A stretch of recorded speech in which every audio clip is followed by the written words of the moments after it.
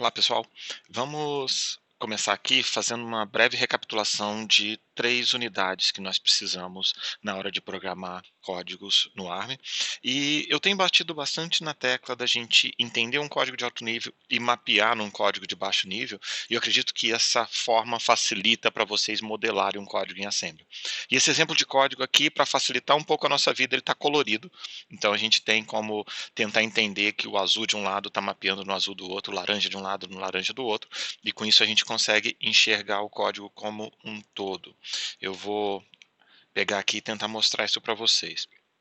Então nós temos aqui o for, e esse for em vermelho ele está mapeado nesses dois pedaços aqui por enquanto. O que significa isso?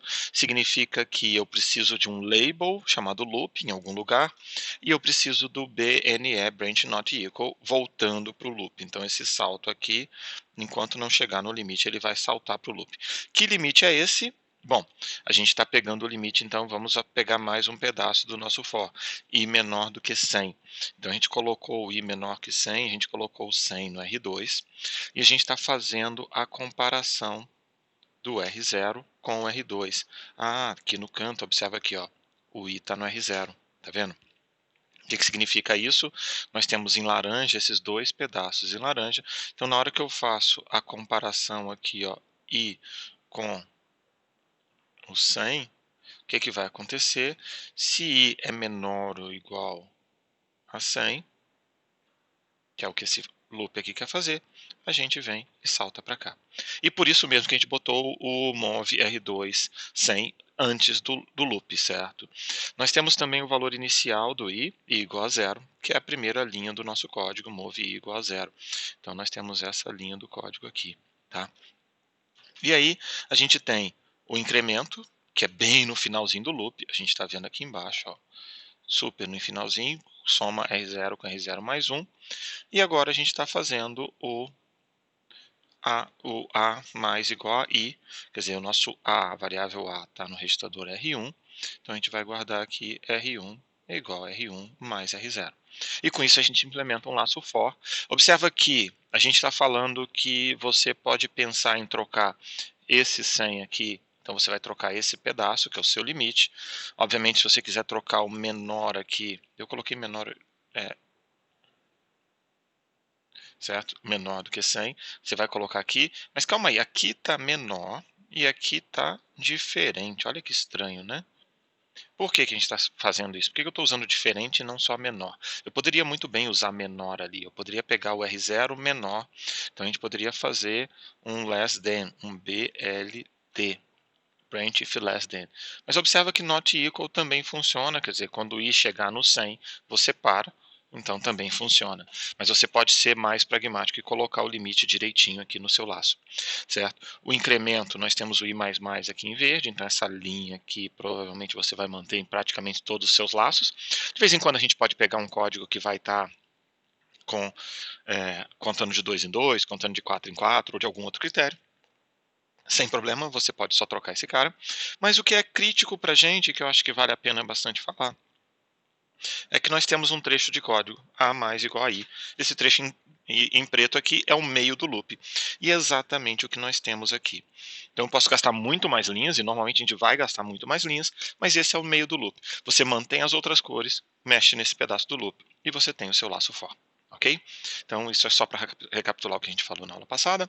Vamos falar um pouquinho sobre o laço while, e aí a gente tem duas versões dele. Vamos tentar olhar um pouquinho mais sistemático o que a gente está fazendo aqui, tá? O que nós temos aqui nesse momento? Recapitulando, eu tenho o R0 com X e o Y no R1, tá? Então a gente está falando aqui que isso aqui é R0, isso aqui é R1, R0, R1. Tá?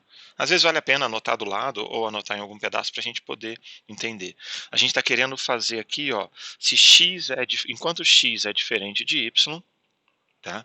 Enquanto x é diferente de y, o que significa isso? Compare o R0 com o R1 e se eles forem diferentes, acabe o while. Essa é a ideia que a gente está fazendo. Faz a comparação e acaba o while. Aqui tem uma sacada bem interessante, pessoal, que muitas das vezes a comparação, agora nesse caso aqui, a comparação é de diferente, e se for diferente, Enquanto é diferente, eu continuo aqui dentro. É muito comum em assembly, a gente inverte essa comparação. Então a gente está falando agora que é uma comparação de igualdade e salta para fora quando esse caso faz. Então, ao invés de eu decidir o que vai me dizer para executar, o que a gente faz normalmente é o que me manda pular o código de baixo. Porque afinal eu tenho uma instrução de salto aqui, tá? Esse é o cenário que a gente vai fazer. Tá? Agora vamos olhar o seguinte, dentro dele nós temos a linha azul, desculpa, a linha em verde, certo? Que é x mais igual a 2, então é de R0 a R02, e nós temos a linha em laranja, é de R1, R1, R3. E aí tem um outro pedaço aqui que a gente já está fazendo, que é o seguinte, eu vou saltar para o loop e não quero saber de nada, eu já fiz o meu código. Observa que esse código aqui tem duas instruções de salto, a gente consegue fazer uma versão um pouquinho mais pragmática dele, que é essa versão aqui de baixo. O que a gente fez aqui? A gente pegou a comparação e replicou a comparação. Poxa, mas por que eu vou pegar duas vezes o mesmo código? Se a gente olhar direitinho, esse pedaço aqui tem 5 instruções e esse aqui tem 6. Quer dizer, por que eu vou colocar uma instrução a mais? A gente vai colocar uma instrução a mais porque, como é um laço A, eu posso nunca executar. Então a gente pode já sair do laço, que é esse branch equal aqui. Por outro lado, dentro do laço, o que a gente vai fazer? A gente faz a verde e a laranja, que é o pedaço que vocês já tinham visto, e eu repito esse código para fazer o nosso salto. Então, pragmaticamente, olha que interessante, a gente tem aqui 4 instruções. Então, o nosso loop inteiro de cima tinha 5 instruções. O nosso código de baixo tem 6 instruções, mas só tem 4 dentro do loop. Esse laço aqui, vamos supor que esse laço fosse rodar aí 10.000 vezes. Se ele fosse rodar 10.000 vezes, eu executaria 10.000 instruções a menos no de baixo do que no de cima. Não seriam exatamente 10.000, porque o que vai acontecer? Seriam 9.998, porque eu rodei essas duas primeiras ali. Tá? Mas esse cenário nos facilita fazer um laço com menos instruções dentro. É importante aqui nesse caso, para os nossos códigos que estão pequenininhos, a gente até nem nota tanto. Agora imagina que esse código está rodando dentro de um sistema seu e que ele precisa ser muito rápido ou precisa gastar menos energia. Né? Tem uma outra questão muito importante nesses processadores, que é quanto menos instruções você vai rodar, é altamente provável que você está economizando energia também. Então, e energia é interessante, porque você quer que a bateria do seu celular, ou a bateria do seu relógio, ou a bateria de algum outro equipamento seu, dure muito mais tempo. Então, pense em executar menos instruções. Se você não quer fazer o seu programa rodar tão mais rápido, você quer pelo menos que ele gaste menos energia. Tá bom? Bom, e mais um outro exemplo de código para vocês, execução condicional. Novamente, eu escrevi o código todo em cores, e eu acho legal essa parte de escrever em cores. É claro que eu não estou sugerindo que você tenha tantas cores assim, mas isso aqui ajuda a gente a explicar um pouco melhor. E nesse caso aqui tem uma característica super interessante, que é a gente executar um if com o else. Então nós estamos falando que o R0 está no X e o R1 está no Y. Então esse cara do X é o R0 e o Y é o nosso R1. Tá? Então nós temos duas expressões aqui sobre o y, mas o importante nesse primeiro momento é que eu estou colocando, e a gente está eu estou fazendo muito isso aqui, tá? Eu estou sempre atribuindo a um registrador, a gente pode atribuir fazer direto na comparação, mas eu estou atribuindo aqui um registrador. É possível fazer essa instrução assim, ó, comp R0, vírgula, 10. É até mais legível para vocês, mas eu estou colocando duas instruções aqui para separar para vocês entenderem um pouco a questão da instrução de comparação e a instrução de setar esses registradores, que às vezes eles vêm de outros lugares, tá? Mas você não tem nenhuma obrigação de fazer assim, você pode já compactar nesses casos. Bom, vamos lá. O que nós estamos fazendo aqui? Se x é maior do que 10, então nós estamos comparando o R0 com o R2. E aí eu quero saber se o R0 é maior do que 10. Se ele for maior do que 10, eu rodo esse verde. Mas não é exatamente isso que a gente vai escrever. Então o que eu vou falar? Eu vou falar que se ele é menor ou igual a 10, venha para o else. Eu não posso interpretar esse loop, esse if desse jeito. Quer dizer, se x é menor ou igual a 10, roda o else. Então é o que a gente está falando. Se x é menor ou igual a 10, salta para o else. Se o nosso x não for menor ou igual a 10, quer dizer, se ele for maior que 10, eu vou rodar o then, que é o meio do if, certo?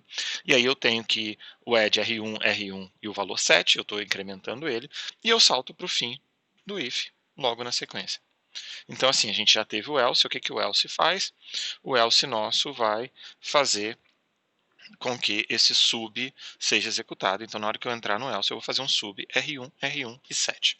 Aqui, esse trecho de código tem uma outra coisa que a gente pode mostrar e que a gente precisa tentar chamar a atenção de vocês. Eu vou apagar esses meus comentários aqui e eu quero ter um espaçozinho para a gente escrever uma outra variação disso, e alguns de vocês já me perguntaram como funcionam as instruções condicionais, mas olha que característica interessante. Quantas instruções eu consigo diminuir esse código?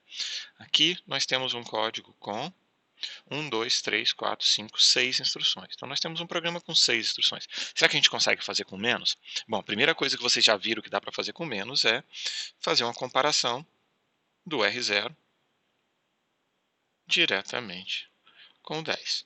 Eu falei que vocês podem fazer isso e faz sentido. Eu só coloquei compara R0 com R2, supondo que o R2 viesse de algum outro lugar e você já tem esse resultado aqui. Aí o que acontece? Agora, a gente quer executar a instrução em verde, o add de verde, quando x é maior do que 10. Não é isso? Então, lembra que eu falei para vocês na aula passada que a gente tem os sufixos condicionais. São esses mesmos sufixos que a gente coloca no branch. Então, a gente pode colocá-los em instruções também. O ARM deixa a gente colocar sufixos nas instruções. Então, eu quero rodar essa instrução eu quero rodar a instrução em verde, esse add, se x é maior que 10. Então, x é maior que 10, a gente está falando que é o greater than, que é o GT. Então, a gente pode fazer add GT R1, R1 e 7. Poxa, mas como assim? Eu vou executar esse add quando? Eu só vou executar o add quando a instrução de comparação, o resultado dela, for maior. Quer dizer, quando o R0 for maior do que o 10. Poxa, mas se eu posso fazer isso, eu posso fazer alguma coisa parecida com sub? Posso. A gente pode fazer alguma coisa parecida com sub.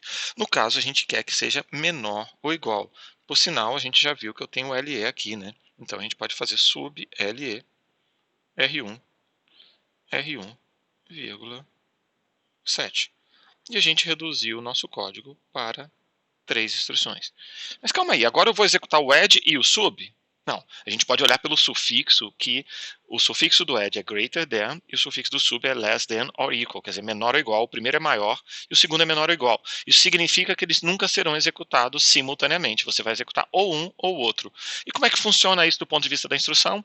Na hora de executar a instrução, checa se a condição for falsa, a instrução não vai ser executada e a gente simplesmente passa para a próxima instrução. Então essa instrução não será executada. Não quer dizer que eu vou executar as duas. A gente vai tentar executar as duas, mas só vai executar uma delas cada uma das vezes. Tudo bem? Ok, pessoal? Então, eu queria só esclarecer esse exemplo para vocês e eu vou encerrar esse vídeo aqui e a gente começa material novo logo na sequência.